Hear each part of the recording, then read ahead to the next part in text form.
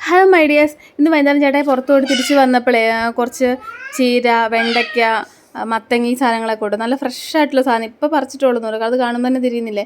എനിക്ക് തോന്നുന്നു ഇത് കണ്ടെത്തിയെന്നോ അവിടുന്ന് ഇവിടുന്ന് ഇങ്ങനെ പറിച്ചിട്ട് വിൽക്കാൻ വെക്കൂലേ, അങ്ങനെ എന്തോ വാങ്ങിയതാന്ന് തോന്നുന്നു.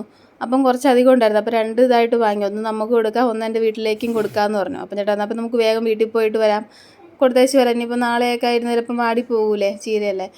അപ്പോൾ സമയം ഏകദേശം 8 മണിയൊക്കെ ആയിരുന്നുണ്ട്. ഞാൻ പിന്നെ വേഗം മത്തങ്ങയൊക്കെ മുറിച്ച് പകുതി വീട്ടിലേക്കും പകുതി എനിക്കും എടുത്തു. നല്ലോണം മൂത്ത മത്തങ്ങയൊന്നുമല്ല കേട്ടോ, പിഞ്ചായിരുന്നു. കാരണം മൂത്താണെങ്കിൽ കുരുവൊക്കെ നല്ല ഇങ്ങനെ ഇതായിട്ടിരിക്കത്തില്ലേ, കുരുവൊക്കെ ഇങ്ങനെ മുറിക്കുമ്പം കൂടുതലിങ്ങ് മുറിഞ്ഞ് പോരുന്നുണ്ടായിരുന്നു.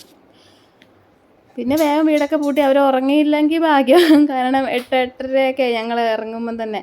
അപ്പോൾ അവിടെ എത്തുമ്പം ഒരു 9 മണിക്കുള്ളിൽ എത്തുള്ളൂ. അവർ നേരത്തെ കിടക്കും കേട്ടോ. കാരണം പ്രത്യേകിച്ച് ഇപ്പം പണികളൊന്നുമില്ലല്ലോ. അത് താറാവുള്ളതുകൊണ്ട് ഗേറ്റ് പൂട്ടാതെ എങ്ങും പോകാനും പറ്റത്തില്ല.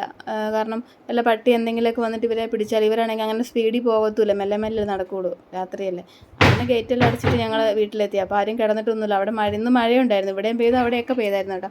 അപ്പോൾ മഴയൊക്കെ പോയിട്ട് നല്ല കാറ്റും ഒക്കെ ഉണ്ടായിരുന്നു.